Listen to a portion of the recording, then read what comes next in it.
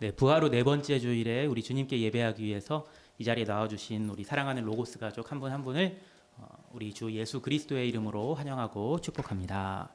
네, 오늘 하나님께서 우리에게 주신 말씀은 방금 전에 우리가 함께 읽은 베드로전서 2장 19절에서 25절의 말씀입니다. 네, 지금으로부터 약 100년 전의 이야기를 조금 들려드리려고 해요. 네, 실화입니다. 네, 지금으로부터 약 100년 전에 네덜란드에서 있었던 일인데요. 네, 네덜란드에서 시계방을 운영하는 사람 중에요, 캐스퍼 텐 붐이라는 사람이 있었습니다. 혹시 이름 들어보신 적 있으세요? 네, 독일인이었습니다. 이제 독일인이었는데 이제 네덜란드에서 살고 있었습니다. 네, 시계방을 운영하고 있었으니까 이제 시계를 파는 사람이잖아요. 시계를 고치고 또 시계를 파는 사람이잖아요. 네, 그가 이제 시계방에 앉아 있는데 어느 날에 한 부자가 그의 시계방을 찾아왔습니다. 그러더니 아주 비싼 시계를 골라드는 거예요. 그래서 내가 이걸 사겠습니다. 이렇게 캐스퍼 텐 붐에게 이야기를 했습니다. 캐스퍼 텐 붐의 가족은 이제 가난했어요. 가난해서 이제 궁핍한 생활을 하고 있었는데 이제 그 비싼 시계를 팔면은 이제 한동안 이제 생활 걱정을 안 하고 살 수 있을 만큼 이제 그렇게 형편이 나아질 그런 비싼 시계였습니다. 그러니까 시계를 알면 이제 팔면은 이제 이윤이 남으니까요. 네, 그래가지고 이제 아마 마음이 이제 좀 좋았겠죠. 이제 부자가 딱 이제 내가 이 시계를 사겠습니다. 비싼 시계를 이제 산다고 했을 때. 그런데요. 이제 부자가 이제 그 당시에 이제 신용카드 같은 건 없었을 거잖아요. 그러니까 두둑한 이제 돈 뭉치를 이제 건넸겠죠. 이제 캐스퍼 텐 붐에게 두둑한 돈 뭉치를 이제 부자가 건네면서 이제 시계를 받아들었는데요. 그렇게 시계를 받아들고 그냥 가면 좋았는데 부자가 한마디 이제 말을 한 거예요. 무슨 말을 했냐면 이런 말을 했습니다. 사실은 제가 아끼던 시계가 고장이 나가지고 그 시계를 이제 고치려고 옆 시계방을 갔는데 그곳에서 못 고친다고 해서 이제 집으로 돌아갔다가 이제 시계를 사러 있는 이제 이 집으로 왔습니다. 그래서 이제 당신에게서 내가 시계를 사는 겁니다. 이렇게 얘기를 하는 거예요.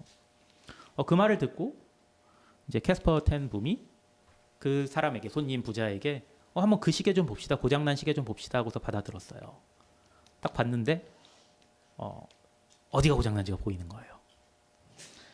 조금만 만지면은 이제 고칠 수 있다는 사실을 이제 시계공이었던 캐스퍼 텐 붐이 발견합니다. 여러분이 만약에 캐스퍼 텐 붐이었다면 어떻게 하시겠어요? 네, 그는요, 캐스퍼 텐 붐은요, 그 자리에서 뚝딱뚝딱 시계를 만져가지고 그 시계를 고칩니다. 네, 그리고 그 부자에게 이제 고쳐진 시계를 이렇게 돌려주지요. 네, 여기까지는 뭐 그러려니 뭐 우리도 뭐 그렇게 할 수도 있겠는데, 근데 그때 시계만 돌려준 게 아니에요.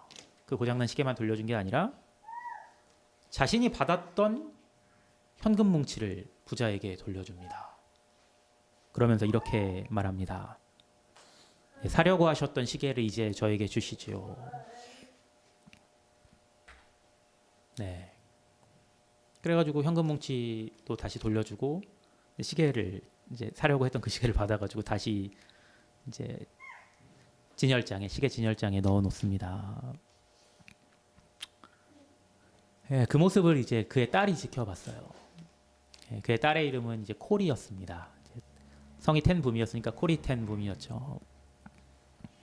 그래가지고 이제 딸 코리가 아빠 캐스퍼 텐 붐한테 볼멘 목소리로 말을 했습니다. 아빠, 왜 우리 가정을 생활고에서 벗어나게 해줄 거래를 그렇게 무산시켰어요? 불평을 한 겁니다. 뭐 이제 딸로서 이제 가족이 겪고 있던 어려움을 알고 있었으니까 그랬겠죠. 뭐 자세한 것까지는 저도 잘 모르겠지만 뭐 그걸 팔았다면 이제 맛있는 음식도 좀 먹을 수 있었을 거고 그랬을 텐데 이제 다시 이제 밥 걱정을 해야 되고 뭐 이제 그런 뭐 사정들이 있었겠죠.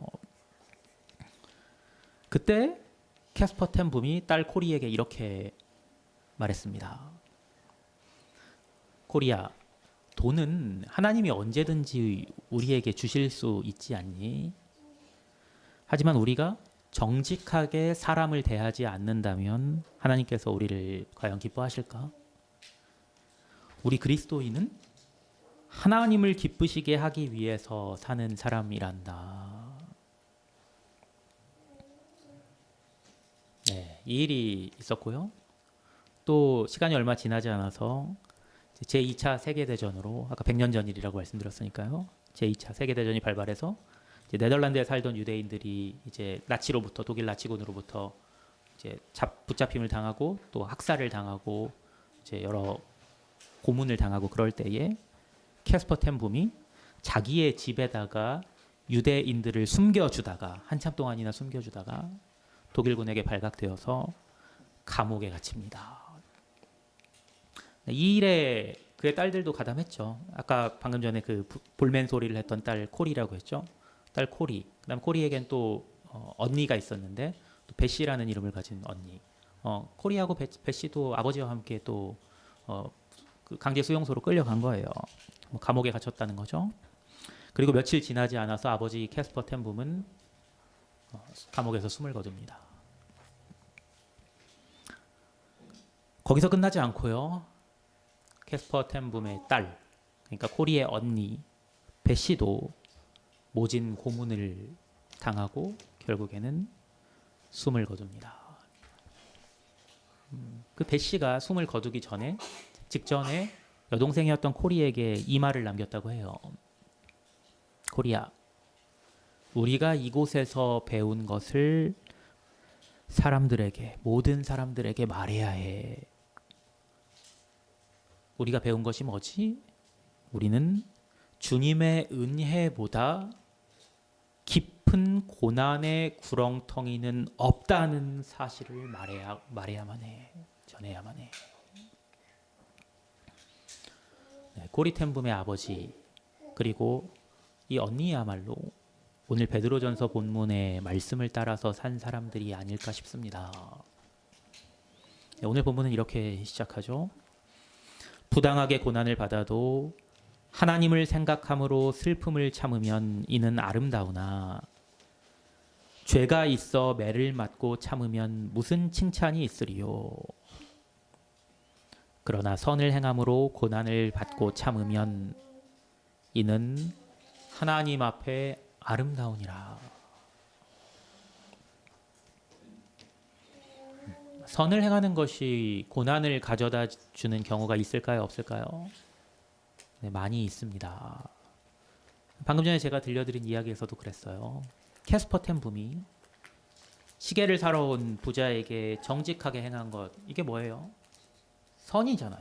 선을 행한 거잖아요. 분명 그건 선이었지만 그 선행으로 인해서 그의 가족은 궁핍한 생활에서 벗어날 기회를 잃었습니다. 또 그의 가족이 나치 강제 수용소에서 받은 고난은요, 선을 행함으로 받은 부당한 것이었습니다. 감옥에 갇혀서 며칠 안 되어서 숨을 거둔 아버지를 보면서 딸 베시와 또 코리 두 자매는 얼마나 슬펐겠습니까? 또 강제 수용소에서 모진 고문을 받으면서 그들은 또 얼마나 괴로웠겠습니까? 그들은 어떻게 그 슬픔과 괴로움을 이겨낼 수 있었을까요? 베시가 죽어가면서 노이 동생 코리에게 남긴 말, 아까 제가 여러분에게 들려드린 그 말이 모든 것을 말해줍니다. 다시 한번 제가 들려드릴까요? 코리야, 우리는 여기서 배운 것을 모든 사람에게 말해야 해. 우리는 주님의 은혜보다 깊은 고난의 구렁텅이는 없다는 것을 말하고 전해야 해. 참 아름답지 않습니까? 네, 이것이 바로 오늘 본문 베드로전서가 말씀하는 아름다움입니다. 부당하게 고난을 받아도 하나님을 생각함으로 슬픔을 참는 것은 참 아름답습니다. 그리고 그것을 사명으로 생각했기에 베시는 동생 코리에게 그것을 전하라고 했고, 또 코리는 자신의 가족이 겪은 그 일들을 기록해서 책으로 출판해서 이 이야기가 지금 저와 여러분에게 전해질 수 있게 했습니다. 네, 제가 지금 들려드린 이야기는요, 코리 텐붐이 쓴 책인 주님은 나의 피난처라는 책에 기록된 내용입니다. 자서전이죠, 일종의. 꼭 한번 읽어보시기 바랍니다. 저 어렸을 때 이 책을 읽었는데요. 어렸을 때 저에게 참 많은 것을 생각하게 했던 책이고요. 그 후로도 참 그 책에서 읽은 내용들이 제 마음을 맴돌 때가 많았던 것 같습니다. 주님은 나의 피난처. 주님은 나의 피난처. 네, 오늘 본문은 이렇게 살아가는 것이 베시 여사와 코리 여사만의 사명이 아니라 모든 그리스도인의 사명임을 말씀합니다. 네, 본문의 이제 후반부는 이렇게 말씀합니다. 이를 위하여 너희가 부르심을 받았으니 그리스도도 너희를 위하여 고난을 받으사 너희에게 본을 끼쳐 그 자취를 따라오게 하려 하셨느니라. 그는 죄를 범하지 아니하시고 그 입에 거짓도 없으시며 욕을 당하시되 맞대어 욕하지 아니하시고 고난을 당하시되 위협하지 아니하시고 오직 공의로 심판하시는 이에게 부탁하시며 친히 나무에 달려 그 몸으로 우리 죄를 담당하셨으니 이는 우리로 죄에 대하여 죽고 의에 대하여 살게 하려 하심이라. 그가 채찍에 맞음으로 너희는 나음을 얻었나니 너희가 전에는 양과 같이 길을 잃었더니 이제는 너희 영혼의 목자와 감독 되신 이에게 돌아왔느니라. 우리는 스스로를 그리스도인이라고 자처합니다. 여러분 스스로를 그리스도인으로 부르시잖아요. 근데 그리스도인이라 불리는 것이 어떤 의미인지를 생각하지 못하는 경우가 꽤 많습니다. 그리스도인은 그리스도를 따라 사는 사람을 일컫는 말입니다. 그리고 그리스도인이 따를 그리스도의 본은 다름 아닌 부당한 고난입니다. 자기가 범한 죄로 당하는 고난이 아니라 선을 행함으로 받는 부당한 고난입니다. 예수님의 생애가 그랬잖아요. 예수님께서는 죄를 범하지 아니하셨고 죄가 없으신 분이었잖아요. 죄를 범하지 아니하셨고 그 입에 거짓이 없으셨음에도 욕을 당하셨고 또 고난을 당하셨습니다. 그것이 그분의 삶이었어요. 그럼에도 그분께서는 맞대어서 욕하지 아니하셨고 또 위협하지 아니하셨으며 오직 오늘 보면 뭐라고 말씀하나요?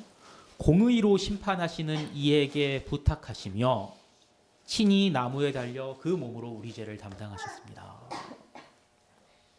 우리 그리스도인들은 이로 인해서 거듭나서 그분의 본을 따라서 그 자취를 따라서 살기로 되어 있는 사람들입니다. 코리텐붐의 이야기로 다시 한번 돌아가 볼까요? 언니 베시가 죽고 꼭 12일 만에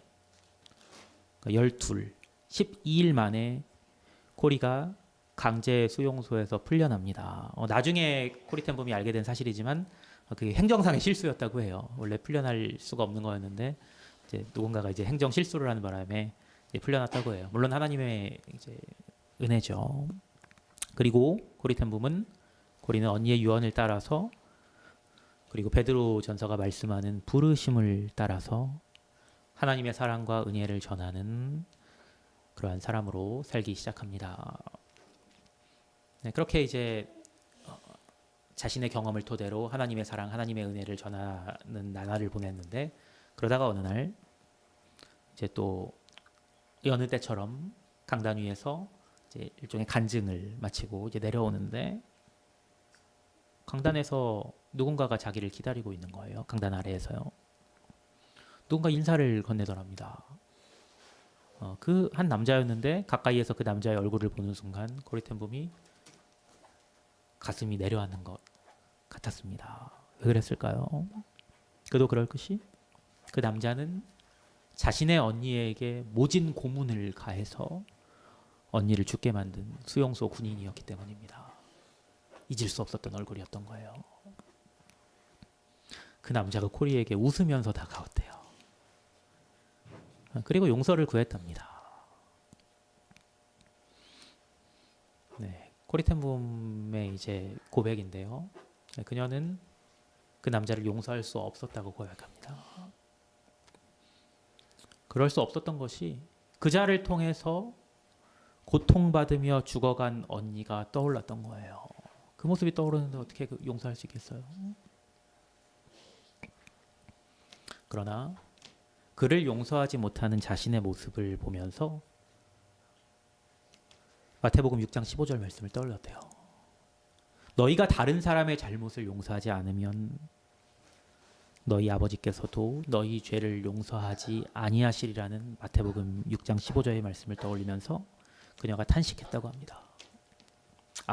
난 예수님을 맞을 준비가 안 되어 있구나. 내 죄를 용서받지 못했으니까 난 이 남자를 용서할 수가 없어. 미워할 수밖에 없어. 근데 어떻게 내가 하나님의 용서를 받을 수 있겠어? 근데 그 순간에요. 이번에는 로마서 5장 5절의 말씀이 떠올랐다고 합니다. 로마서 5장 5절 말씀 어떤 말씀인지 기억하세요? 소망이 우리를 부끄럽게 하지 아니함은 우리에게 주신 성령으로 말미암아 하나님의 사랑이 우리 마음에 부음받았다는 말씀. 그 로마서 5장 5절의 말씀이 다시 그녀의 뇌리에 떠올랐다고 합니다. 그때 그녀가 하나님께 이렇게 말했대요. 하나님, 감사합니다. 성령으로 말미암아 하나님의 사랑이 제 마음에 들어오게 하심을 감사합니다. 아버지 하나님 감사합니다. 제 미움과 용서하지 못함보다 당신의 사랑이 더 위대하심을 감사합니다. 그 순간 그녀는 말할 수 없는 해방감을 느꼈다고 합니다. 그리고 이렇게 말했답니다. 그 사람에게요. 그 남자에게요. 형제님, 당신의 손을 주세요. 그리고 그의 손을 잡았을 때 그녀의 말이에요. 이렇게 말했어요. 하나님의 사랑이 그녀의 팔을 통해서 흐르는 것을 느꼈다고 합니다. 그리고 그 순간이 그녀의 인생을 통틀어서 하나님의 사랑에 그녀가 가장 감동한 순간이었다고 그녀는 고백합니다. 저는 사실 이 지금 들려드린 이야기를요. 코리텐붐 여사의 육성을 녹음한 영상이 있더라고요. 인터넷에 보니까요. 그래서 그 육성을 녹음한 영상을 통해서 이 이야기를 들었는데요. 그러니까 그녀의 육성으로 들은 거예요. 그녀가 이 이야기를 마치고 이렇게 질문합니다. 코리텐붐 여사의 그 육성을 제가 들은 대로 좀 흉내내서 말을 해볼게요. 우리에게 자기의 말을 듣는 사람들에게 강연이라면 강연이고 간증이라면 간증이고 청중을 향해서 한 말이에요. 이렇게 코리텐붐 여사가 말합니다. Can you forgive? No. I can't either. But he can. 사랑하는 여러분, 여러분은 용서하실 수 있습니까? 아니요. 저도 못합니다. 그러나 하나님께서는 하실 수 있습니다. 그리고 그리스도께서 우리를 위하여 고난을 받으사 우리에게 본을 끼쳐 그 자취를 따라오게 하려 하셨습니다. 그는 죄를 범하지 아니하시고 그 입에 거짓도 없으시며 욕을 당하시되 맞대어 욕하지 아니하시고 고난을 당하시되 위협하지 아니하시고 오직 공의로 심판하시는 이에게 부탁하시며 친히 나무에 달려 그 몸으로 우리 죄를 담당하셨습니다. 이는 우리로 죄에 대하여 죽고 의에 대하여 살게 하려 하심이었습니다. 그가 채찍에 맞음으로 우리가 나음을 입었고 우리가 전에는 양과 같이 길을 잃었더니 이제는 우리의 영혼의 목자와 감독 되신 이에게 돌아왔습니다. 코리텐붐 여사의 고백처럼 우리는 못합니다. 어떻게 해요? 그러나 성경은 성령께서 우리로 그리스도를 따라 살게 한다고 말씀합니다. 부당하게 고난을 받아도 하나님을 생각함으로 슬픔을 참게 하십니다. 이런 아름다운 삶을, 이런 놀라운 삶을 살게 하시는 분이, 또 살 수 있게 하시는 분이 우리 안에 내주하셔서 역사하시는 성령님이십니다. 이를 위하여 저와 여러분이 부르심을 받았습니다. 참으로 영광스러운 부르심 아닙니까? 우리가 그 부르심을 받았습니다.